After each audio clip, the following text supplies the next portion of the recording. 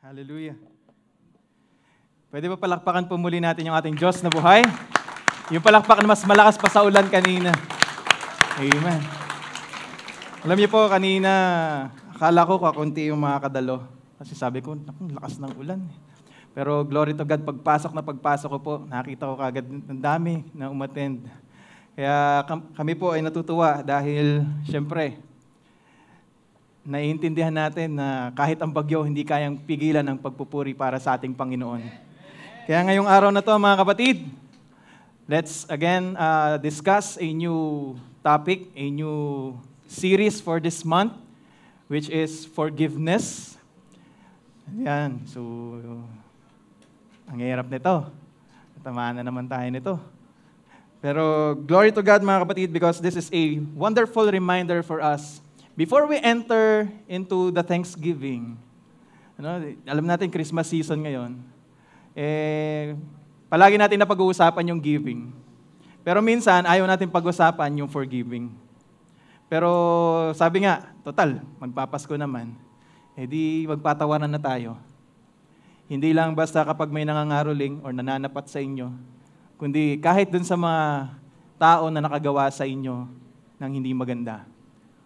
So this time, let's discuss all about forgiveness. And let's look at it in the lens of the kingdom. So sabi dyan sa ating topic, forgiveness, participation in the King's heart. Hallelujah. Alam ko, marami sa atin, meron na tayong nakagalit, nakatampuhan, nakasamaan ng loob, nakasamaan ng tingin. Huwag mong tingnan yung katabi mo, hindi yan yun. Pero, di ba? Naalala nyo pa ba? Yung mga tao na nakasakit sa inyo, nakagawa ng hindi maganda sa inyo, at alam ko mga kapatid, it's a great burden for each and every one of us kapag nangyayari sa buhay natin yan. But this time, let's look at it. Ano ba yung pinag-uutos ng Diyos sa kanyang kaharian pagdating sa pagpapatawad?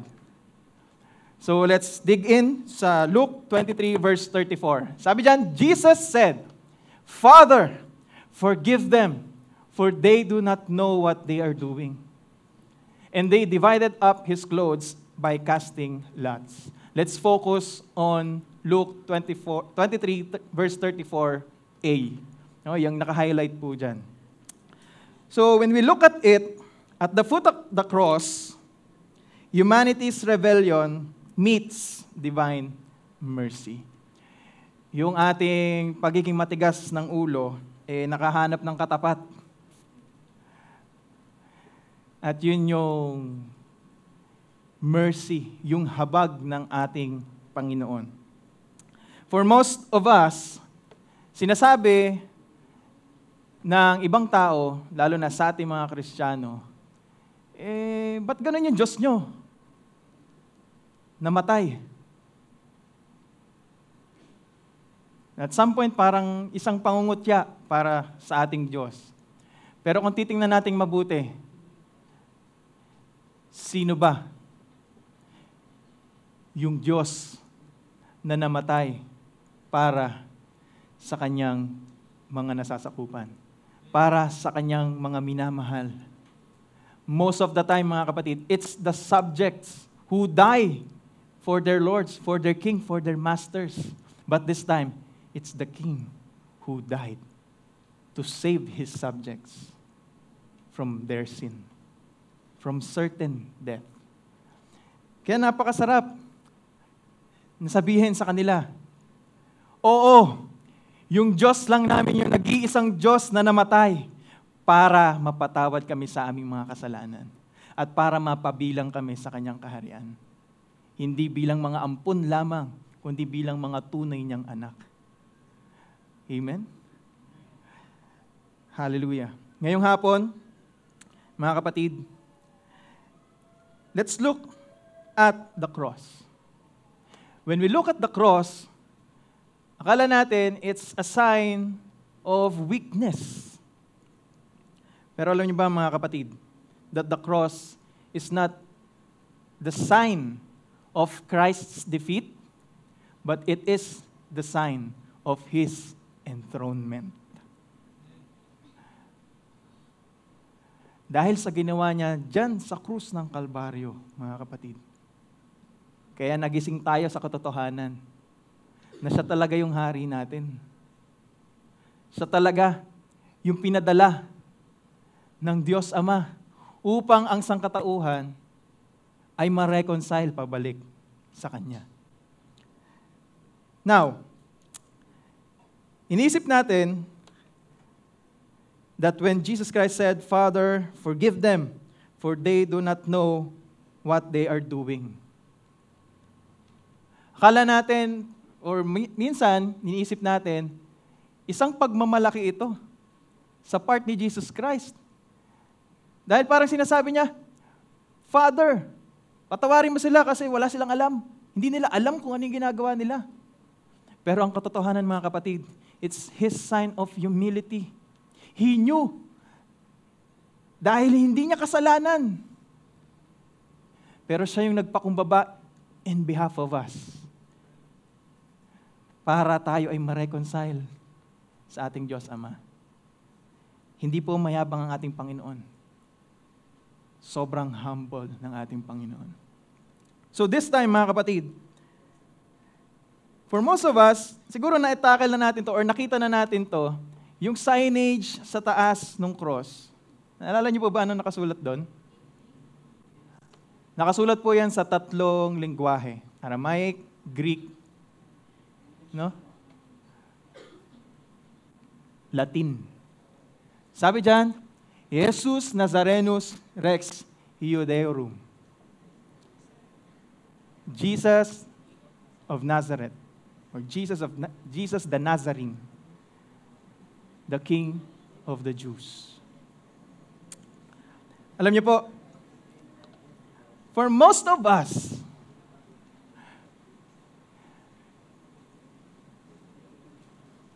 siguro, kung tayo yung nandoon sa panahon na yon,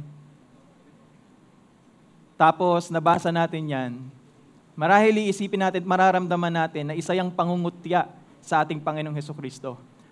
Kasi yan yung sinasabi. Yan yung claim of who Jesus Christ is. Pero hindi nila alam na nung ilagay nila yan,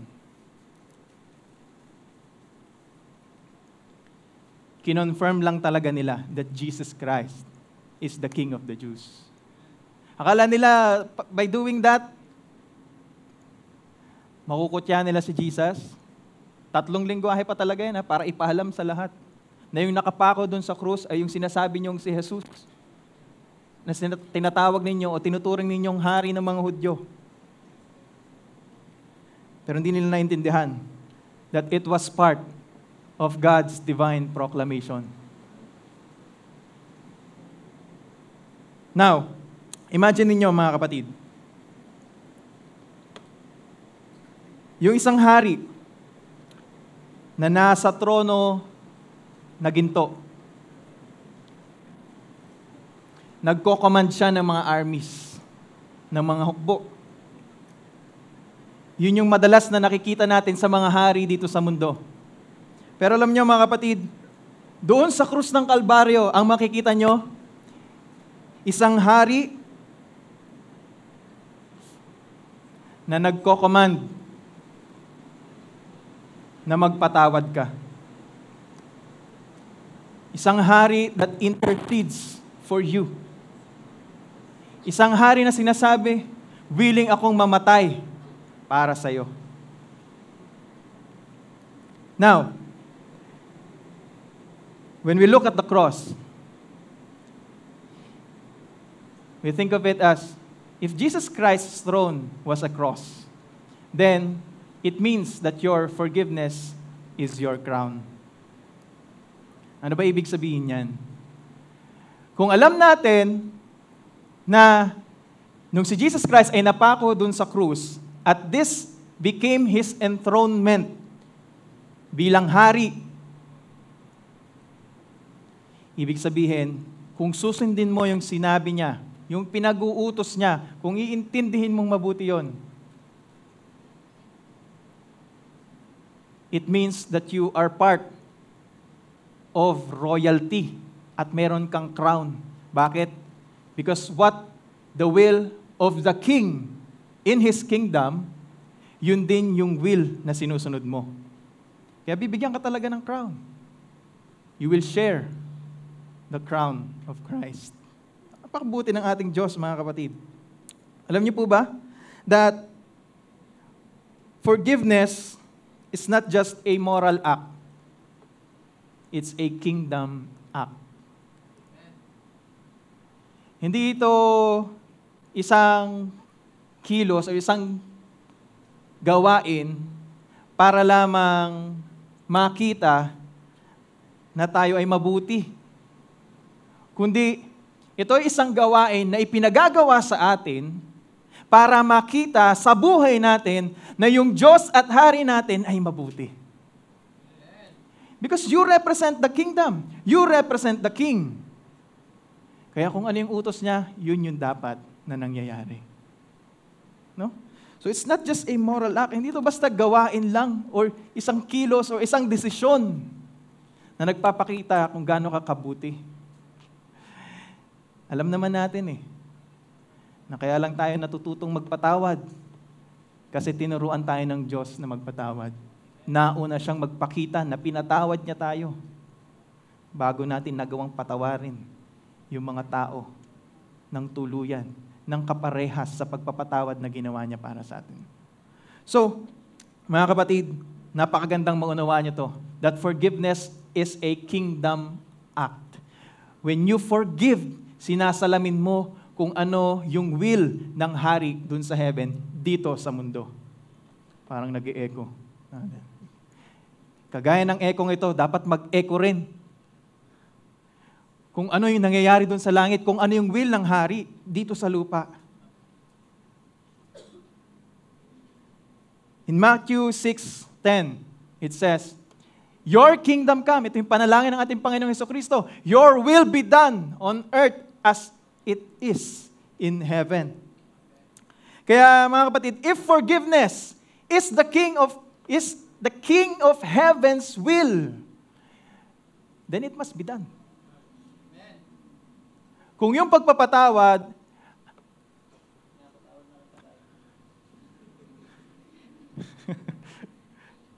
ang kalooban ng hari doon sa langit, na sinasabi mong siya rin yung hari mo dito sa lupa.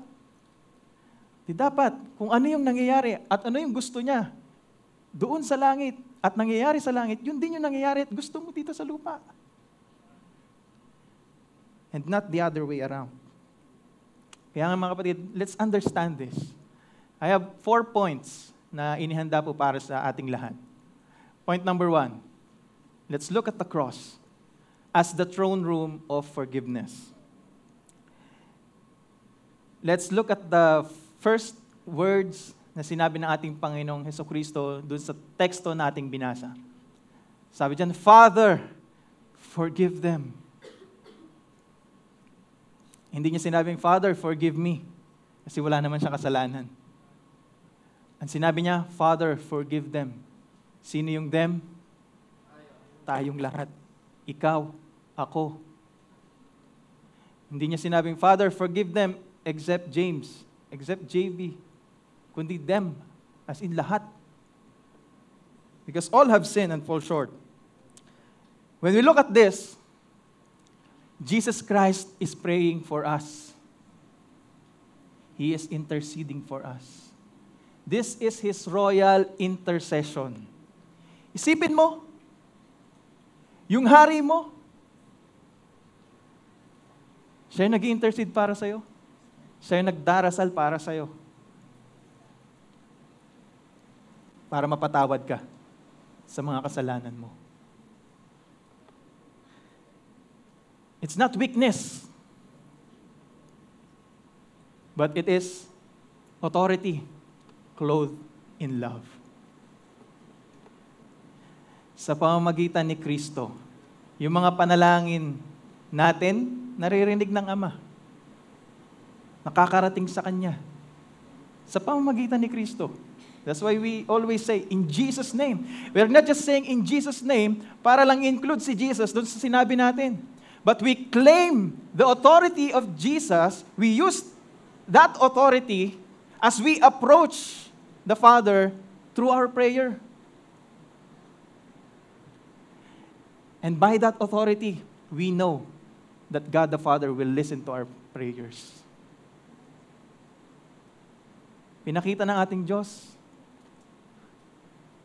na mahal niya tayo.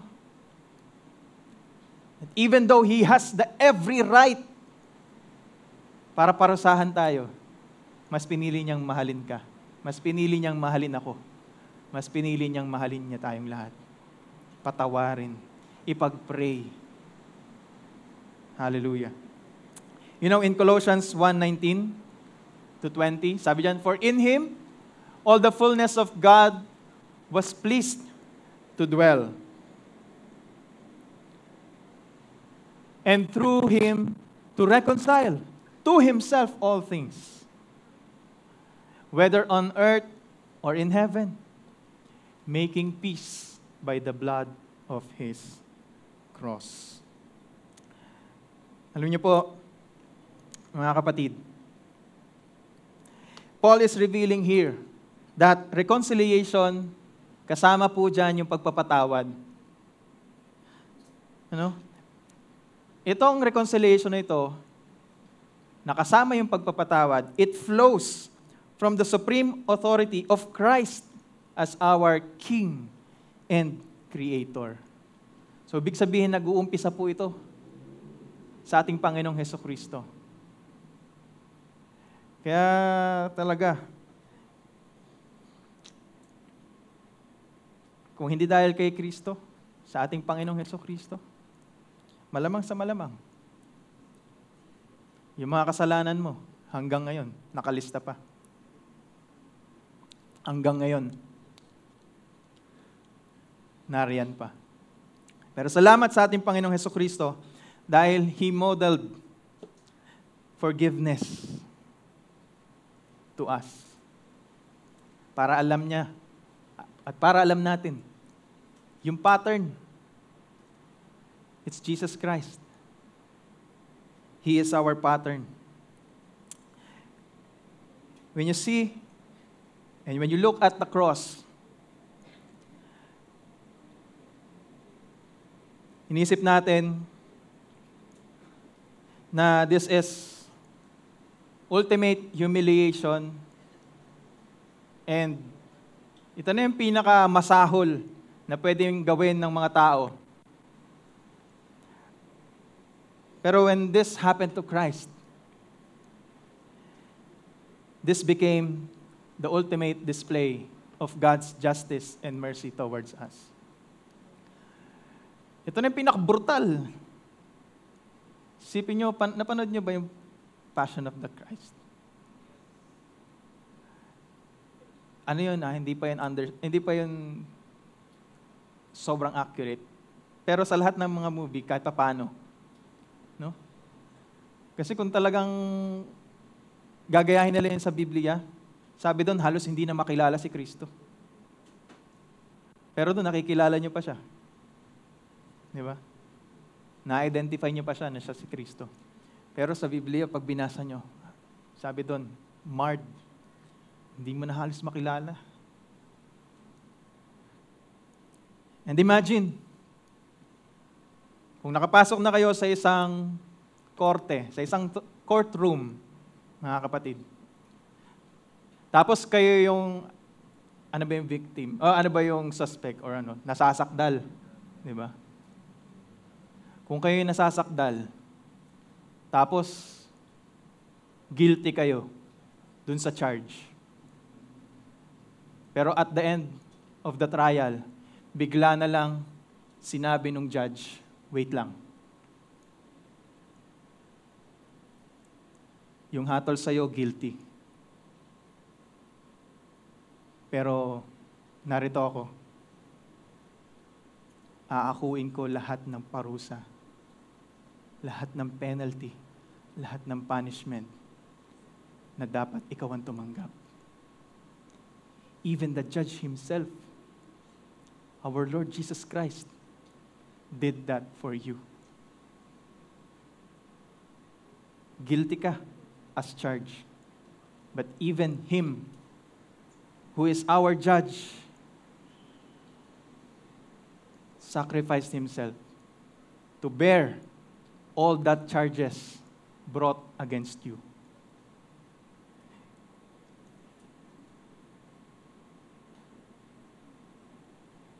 Tapos sasabihin mo ngayon, hindi ko kaya magpatawad.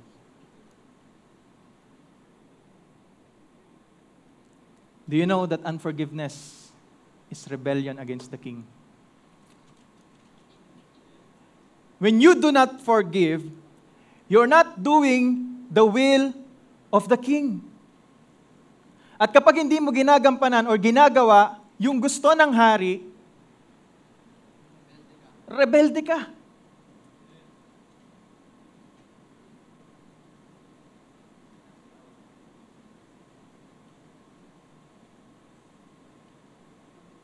Kaya mapapasorry Lord ka talaga. Lord, sorry. Lord, kasi ang hirap kasi magpatawad. Pero ngayon, okay ba sa'yo? Mabansagan kang rebelde. Okay ba sa'yo? Mabansagan kang kaaway ng Diyos. Kasi rebelde ka eh. You're against His will. Kaya nga, ang sarap maunawaan that if we truly knew yung tinatawag na kingdom love, we can forgive even while we're still bleeding. Even while we are still suffering.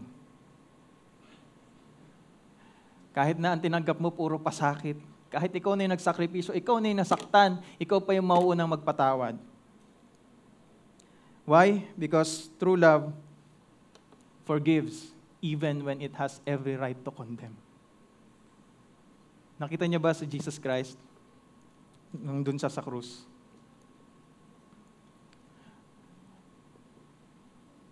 He displayed kingdom love. He displayed that true love, the kind of love that forgives. Kahit na you have every right to condemn. Kahit ikaw yung nasa tama, wala ka namang ginawang mali.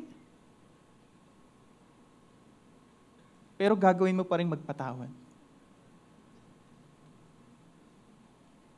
Kasi natutunan mo from your King na siya nga eh, wala siyang kasalanan. Pero He still prayed for the people who persecute Him. Yung mga tao mismo na nagpapako sa Kanya doon sa krus, minahal niya pa rin, pinatawad niya pa rin, kahit pwede naman niyang gantihan. He has every right to do it. Hindi mo pwedeng sabihin, hindi siya makapangyarihan. In a single command, He can command angels, thousands of angels, legions of angels.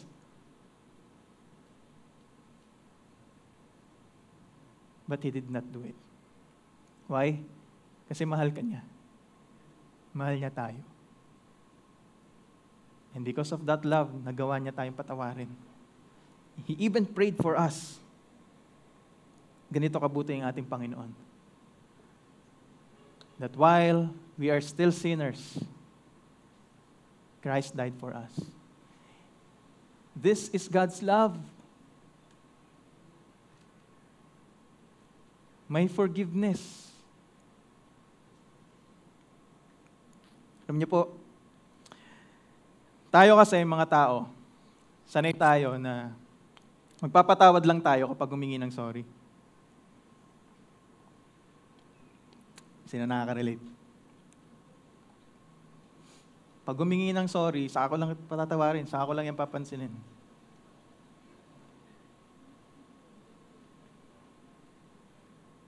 Yung iba nag-iisip na, may naalala na silang pangalan.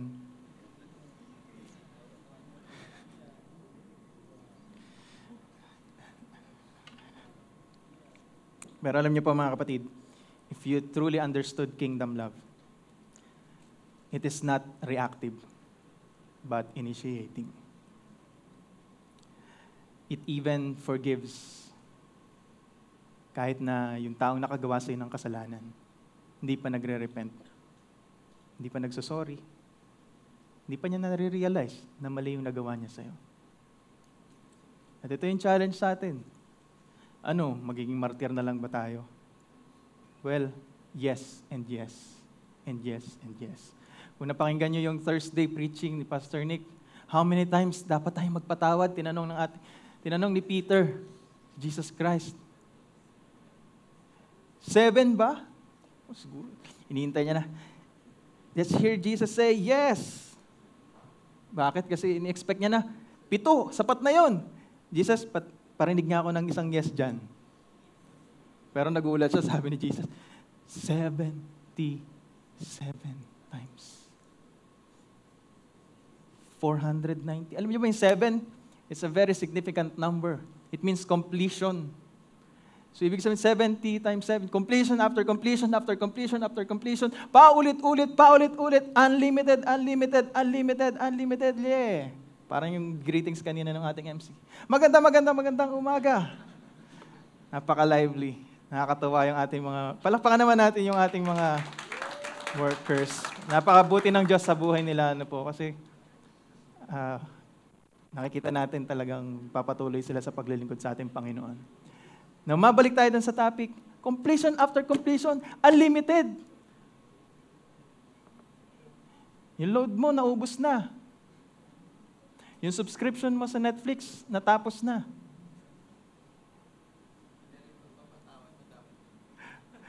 Pero yung pagmamahal ng Diyos, pagpapatawad niya, what He displayed on that cross,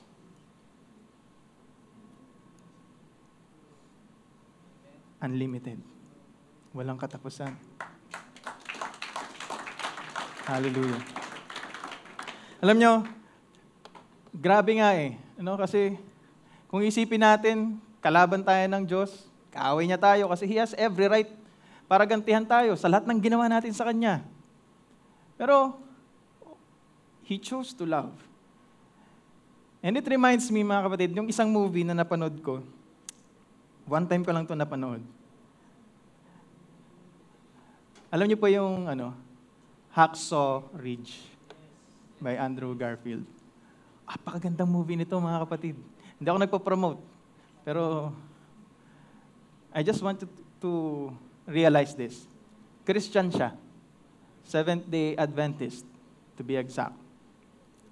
Pumasok siya sa military na ang paninindigan niya, hindi ako kailanman nahawak ng baril or hindi ako gagamit ng baril para makapatay.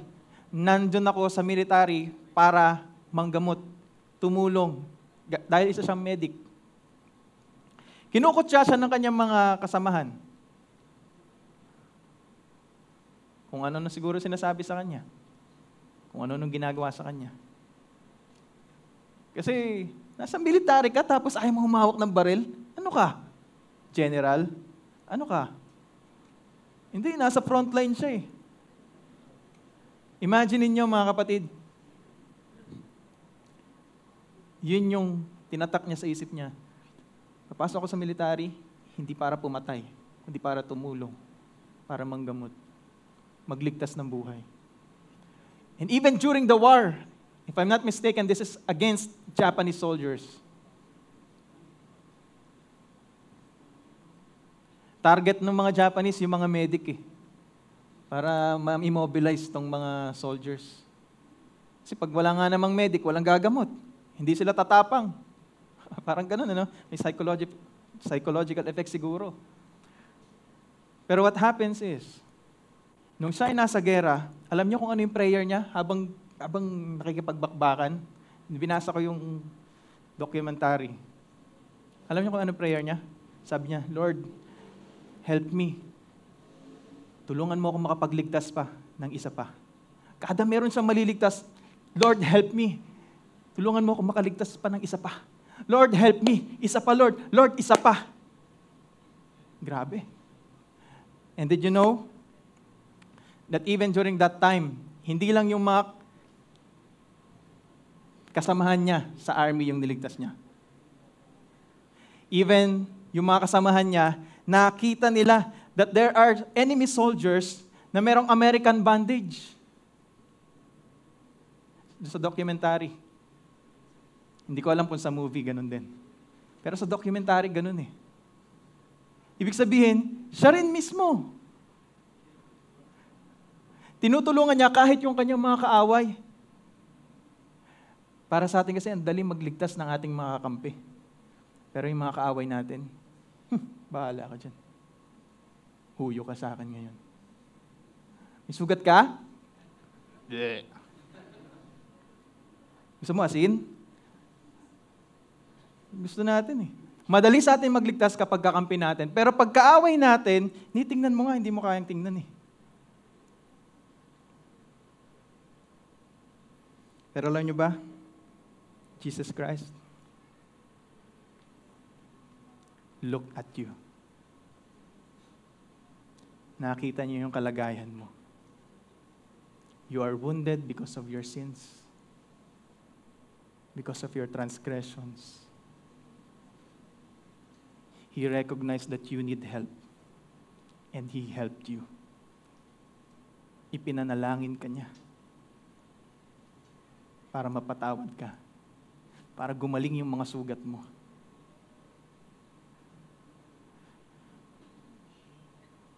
Imagine Jesus Christ looking at you. Instead na hate yung maramdaman niya, when He looked at you, at each and every one of us, mercy. Yun yung naramdaman niya. Love. Yun yung naramdaman niya. Pwede pa natin palakpakan yung ating Diyos.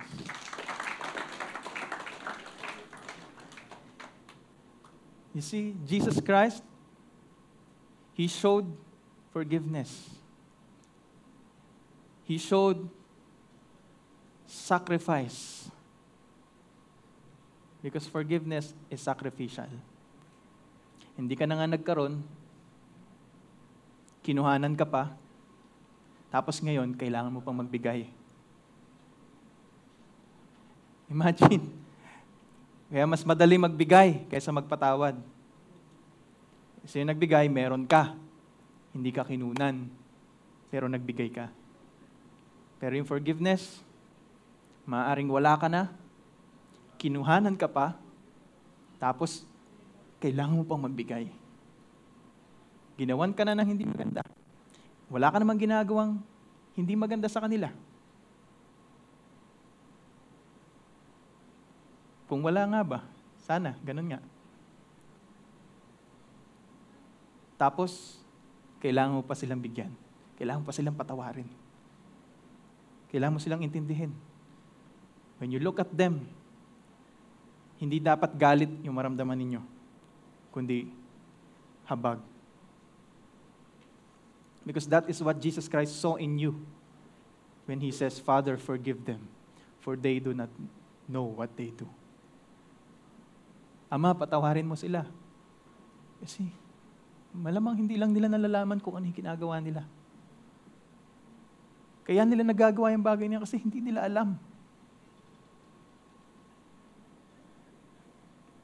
Forgiveness is sacrificial. Jesus Christ sacrificed Himself for ourselves, for you and me, to be forgiven from our sins. Now, to tell you, kapag nagpo-forgive tayo, ibig sabihin, tayo, we identify ourselves with our King. Ibig sabihin, sinusunod natin kung ano yung will niya. We represent Him when we forgive. Kaya mga kapatid, gusto kong maintindihan nyo rin to.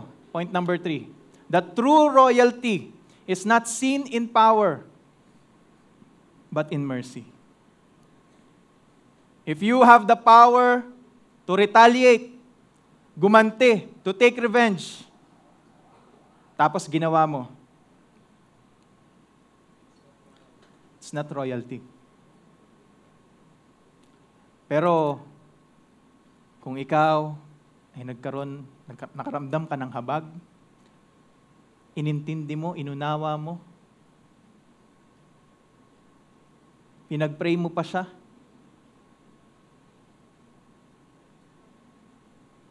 Nginitian mo pa siya.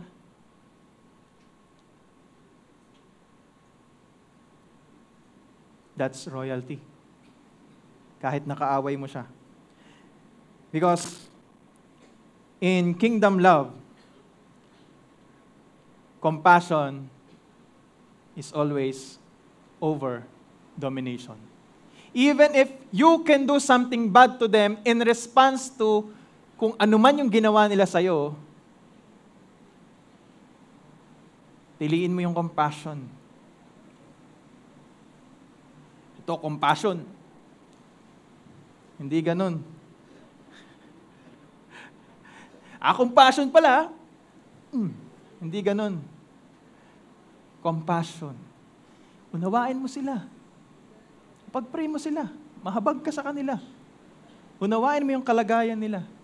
At hangarin mo kung ano yung mas makakabuti para sa kanila.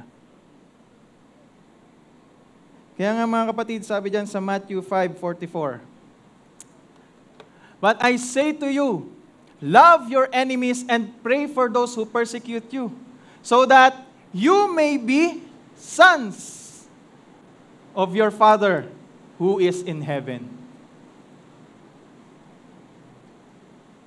When you love your enemies and when you pray for those who persecute you,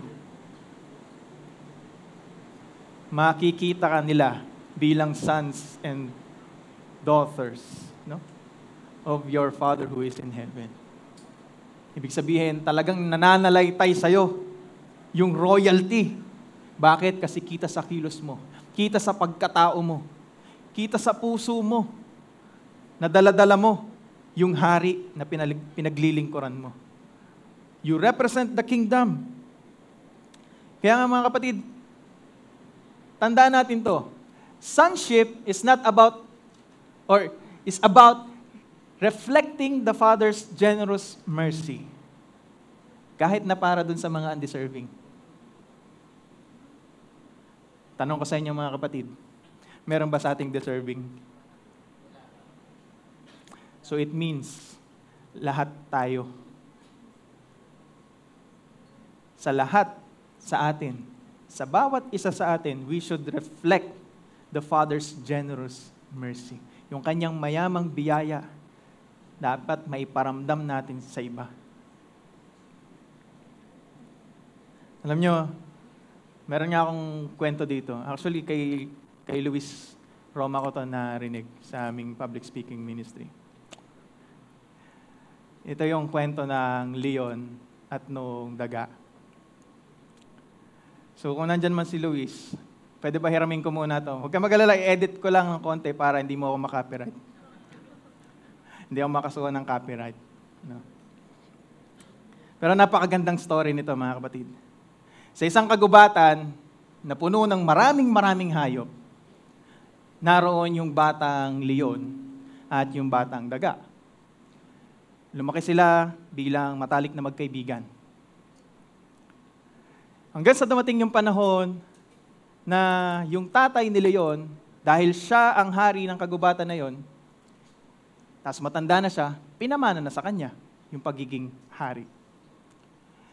Sa kanilang pagkabata hanggang pagtanda, sanggang dikit sila eh. Nagtutulungan sila. Si leon at itong daga. Hanggang sa dumating sa punto na, siyempre, normal sa mga magkaibigan yung nagkakatampuhan. Kakagalit, kakaaway. Bakit nga ba sila nagkaaway? Kasi itong si daga, pakialamero. Dumating yung pagkakataon na dahil sa sobrang gutom niya, naghahanap siya ng makakain. Hanggang sa nakita niya si leon. Kinakain yung mga tira-tirang karne. Lumapit si daga, sabi niya, Leon! Ano ba yung kinakain mo? Kahit gutom ako, hindi ko kakainin yan. Ya, kadiri! Sabi niyang ganun. Medyo modern na siguro yung kwento na to. Sumagot naman si leon. Ano sinasabi mo?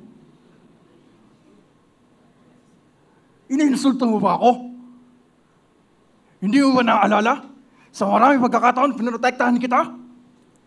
Yan ba ang pagkakaibigan na sinasabi mo? At magmula nun, hindi na sila nag-usap. Kasi awkward na eh. Hanggang sa dumating yung isang araw, si Daga, naglalakbay sa kagubatan. Lalalala. Hanggang sa nahulog siya doon sa isang malaking patibong. Sabi niya, ouch!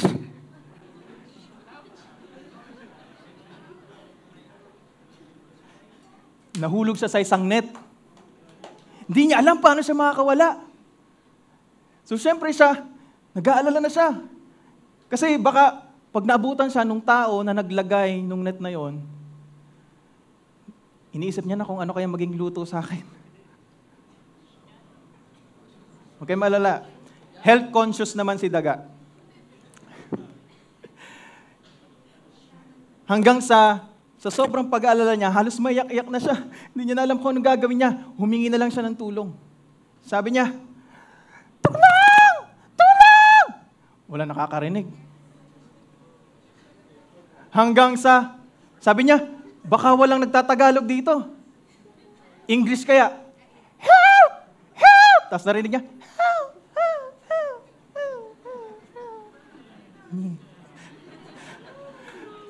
Pero hindi pa nagtatapos doon kasi walang nag-respond. Sabi niya, nag-Koreano siya kasi baka may Koreano dito. Maraming turista. Sabi niya, "Tata! Tata!" May echo. Thank you po sa support. Wala pa rin. Hanggang sa dumating sa punto, sabi niya, ito na lang yung huli na alam kong lengguwahe. Japanese. Nihongo.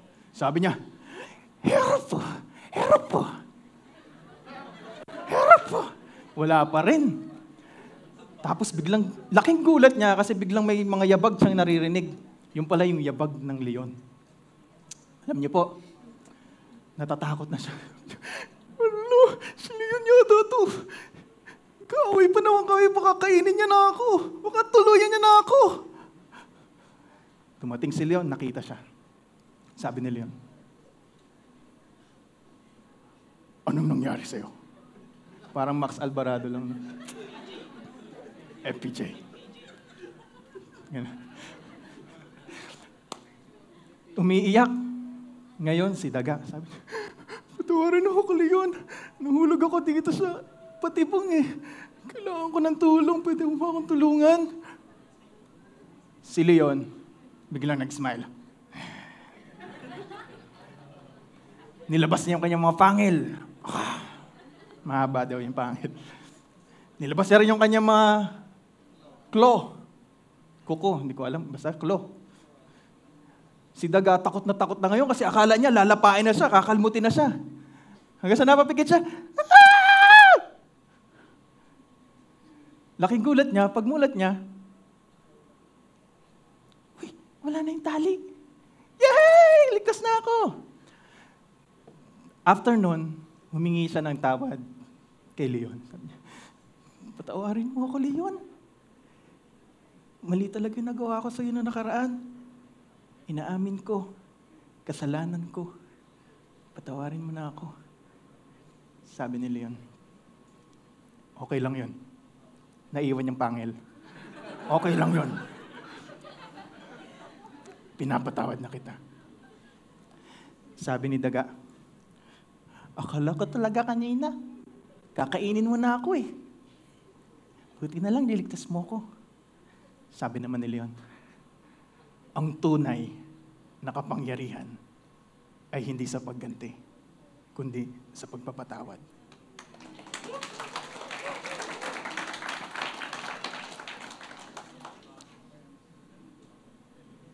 Kaya kayo mga kapatid, kung meron kayong pangil, meron kayong mga claw, huwag niyong gamitin para saktan yung kapwa ninyo kahit na meron silang nagawa sa inyong mali. Gamitin yun para protektahan sila. Gamitin yun para, di ba, ipagtanggol sila. Hilingin kung ano yung pinakamabuti para sa kanila. Binigyan ka ng Diyos ng kapangyarihan, hindi para abusuhin mo, kundi para gamitin mo yan. At ipakita mo na sa kabila niyan, kaya mo pa rin i-glorify yung hari ng buhay mo. Kaya dapat matuto tayo na magpatawad.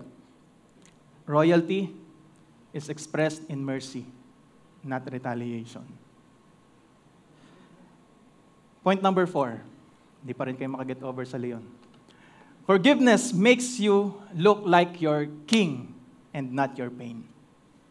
Kapag gumaganti ka, parang sinasabi mo na mas importante sa'yo yung nararamdaman mo kesa dun sa hari ng buhay mo. Yung bitterness over your faithfulness to your king. Kaya nga alam niyo mga kapatid, forgiveness is warfare. Gera yan. Araw-araw labanan yan. Alam niyo po, when you let your pain reflect you,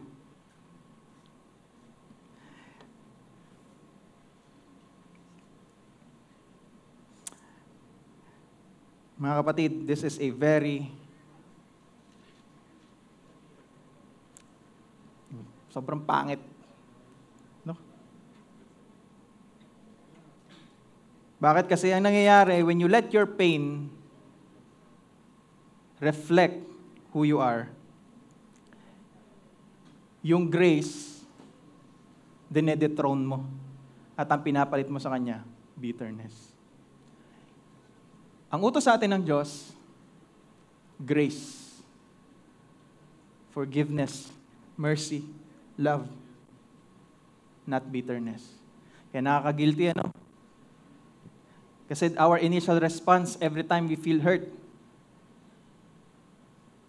gumante, and to hurt them also. When in reality, since we are part of the kingdom of God, ang utos sa atin, mercy, show forgiveness.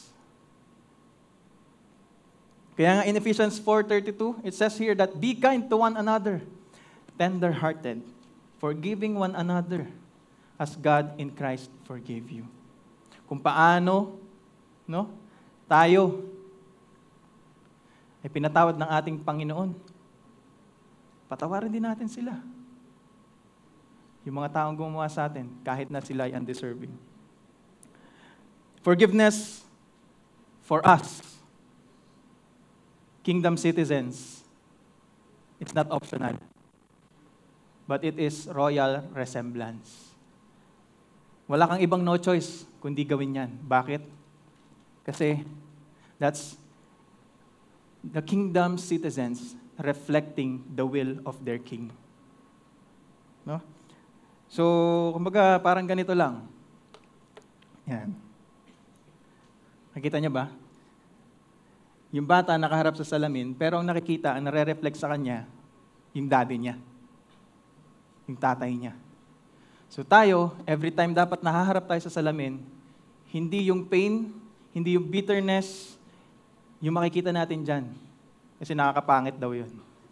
Kaya siguro maraming gwapo at magaganda dito kasi talagang natutunan nyo na to. Nare-reflect nyo na yung king. No? When you forgive, you reflect the king. You reflect and you show people of your royal resemblance. Yung pagkakatulad mo, pagkakahawig mo doon sa hari ng buhay mo. Naintindihan niyo po ba yan, mga kapatid? Forgiveness is how sons and daughters of the king carry his likeness into this hostile world. So kahit magulo yung mundo, kahit mapanakit yung mundo, no? Ang dala-dala dapat natin is yung likeness ng ating hari. At yun yung pinakita niya dun sa krus ng Kalbaryo, mga kapatid. That's why this night, can we all say this? Let's declare this. I forgive not because it's easy, but because I belong to the King who forgave me first. Pwede pa nating palakpakan yung ating Panginoon. Hindi madali magpatawad. Pero kung mauunawaan ninyo kung sino yung hari na pinaglilingkuran ninyo, at kung ano yung gusto niya, at kung ano yung ginawa niya,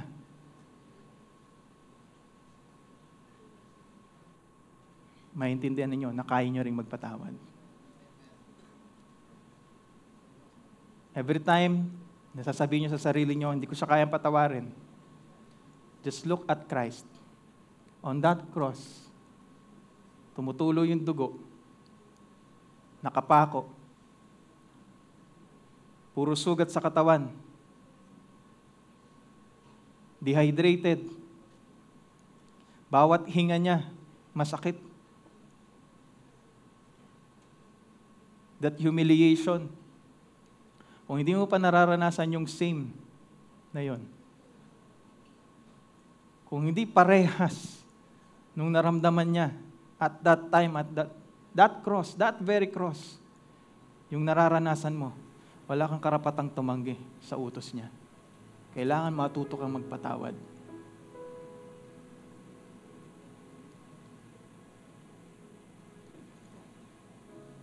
First John 4:19 says, "Be loved because He first loved us." Natuto tayong magmahal dahil pinakita niya sa atin paano magmahal. Kaya hindi rin imposible, mga kapatid, na matuto tayong magpatawad dahil pinakita rin naman niya paano magpatawad.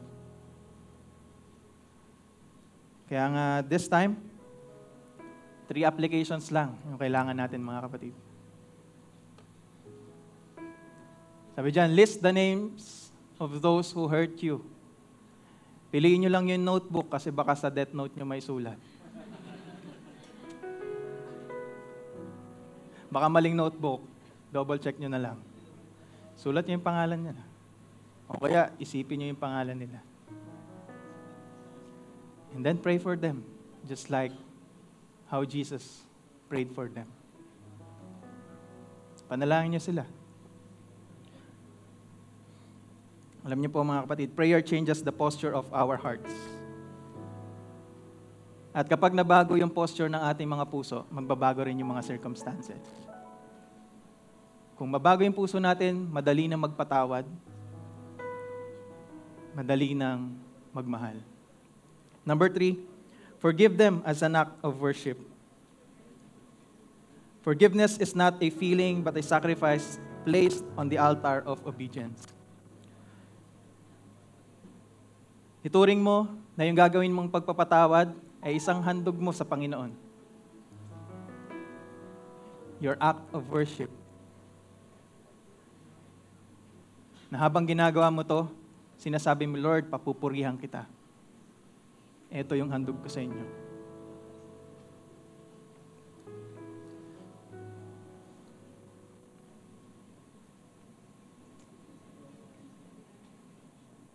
Alam niyo po, the world teaches us revenge.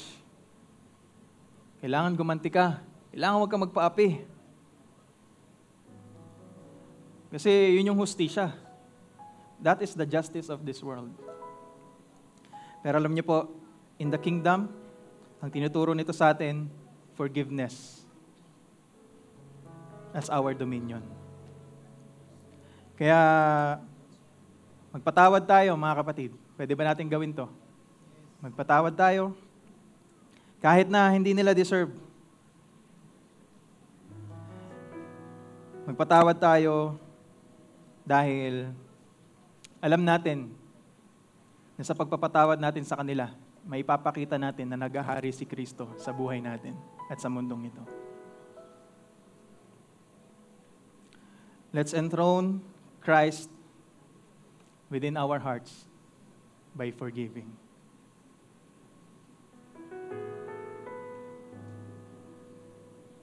Patawarin natin yung bawat isa. Kung at some point, meron pa rin hindi humihingi sa inyo ng tawad, kayo na yung maunang humingi ng tawad. Mahirap to. But it's a sacrifice. Hindi rin po kami exempted dito. Kami rin po. Pwede ba sa church natin, no? Wala nang samaan ng loob. Wala nang away. Wala nang sakitan. Pwede ba magpatawaran tayo for our King to glorify Him?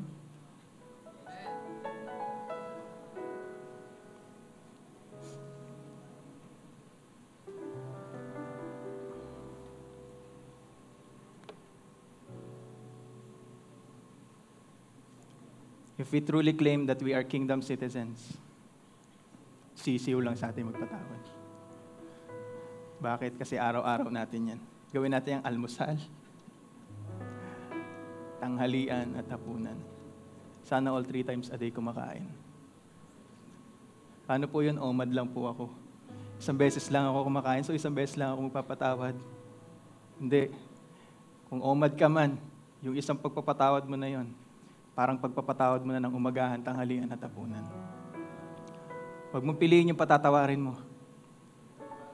Patawarin mo lahat.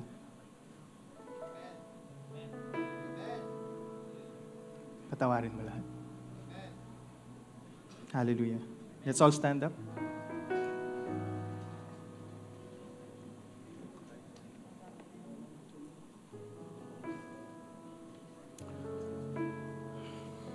Hallelujah.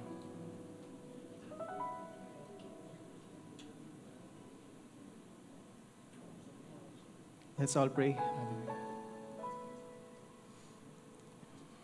Ang mapagpala naming Ama, Diyos na dakila, Diyos na tapat, Diyos na sukdulan ng kanyang biyaya, ng kanyang habag, tinataas ka namin sa hapon ito. Alam po namin aming Diyos na ang bawat isa sa amin is unworthy.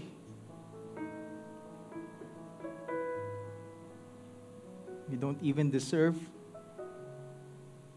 your love, your forgiveness, lalo na mapabilang as your sons and citizens of your kingdom. Batid po namin aming Diyos na wala po ni isa sa amin ang kayang magkamit ng inyong kapatawaran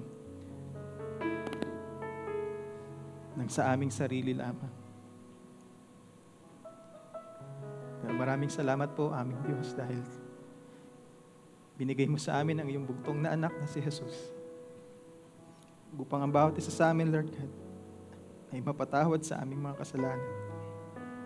Upang ang bawat isa sa amin ay manumbalik ang relasyon namin sa iyo.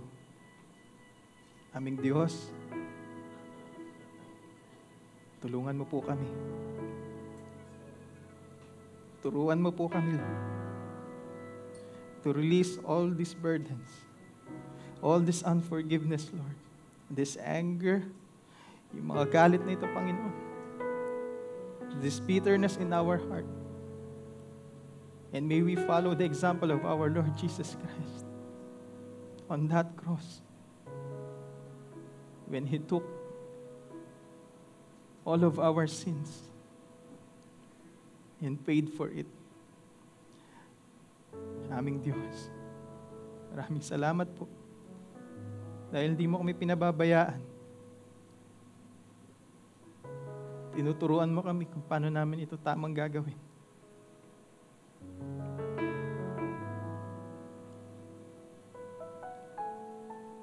Maraming salamat aming Diyos kasi this afternoon we have realized something.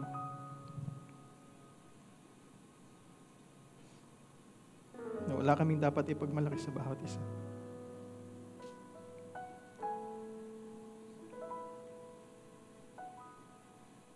Kaya turuan mo po kami, Lord God, na magpakumbaba sa mga panahon, Lord God, na pwede kaming gumanti.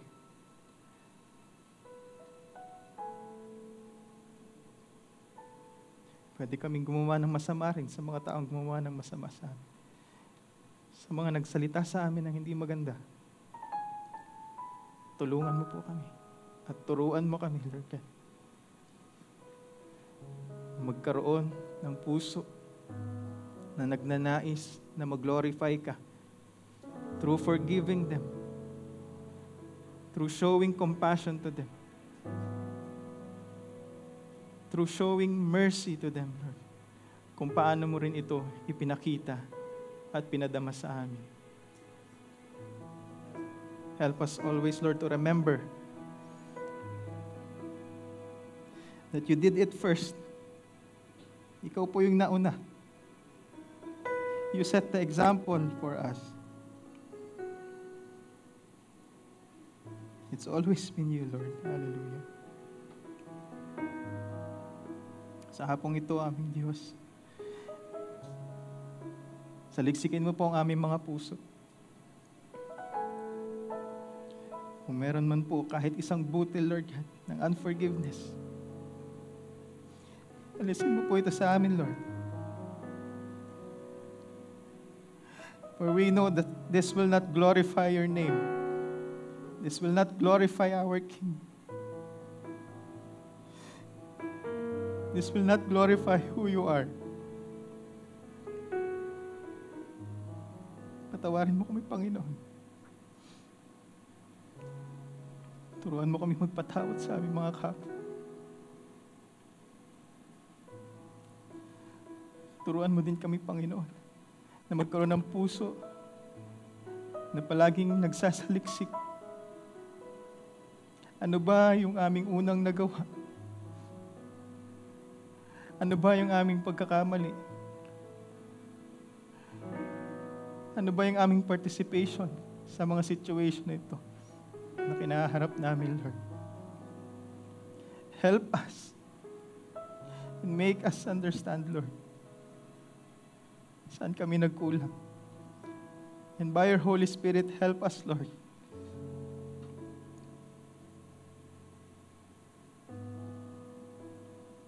na magawa ang iyong kalooban. To love our enemies, to value each other above ourselves. Pa-realize mo sa amin na hindi na lamang sa aming sarili umiikot ang aming mundo, kundi sa hari na palagi naming nire-represent. And may our actions, Lord, that comes from our hearts, be aligned, Lord, with your will. And this afternoon, Lord, we forgive those who have sinned against us. Patawarin mo rin kami, Panginoon, sa mga taong pinagkasalaan namin.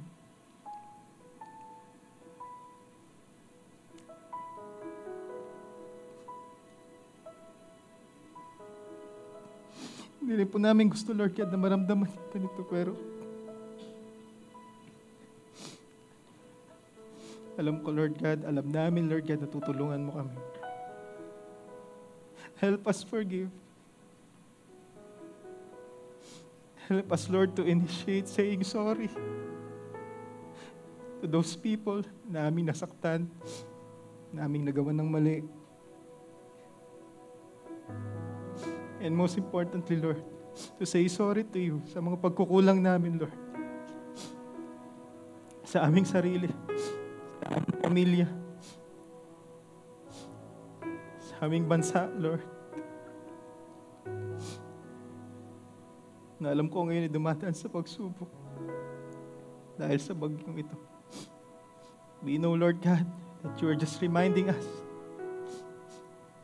And even this storm, Lord God, you will use this for your greater glory.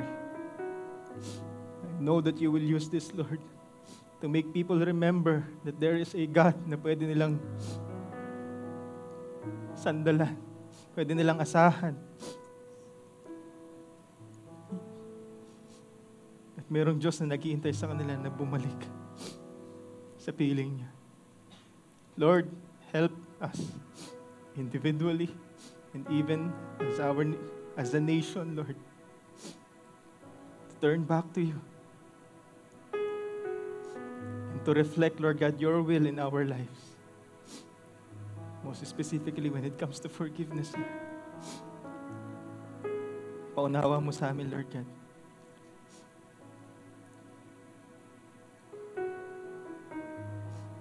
That we have a task that is to represent you. That is to bring the government of heaven here on earth. To make this earth look like heaven, feel like heaven, Lord. To make your presence be known and heard and felt everywhere, Lord. Hallelujah. Lord, in this church, gamitin mo po kami bilang mga buhay na patotoo na ang isang Diyos na kagaya mo, labis-labis ka magpatawad. May we reflect your will in our lives, Lord.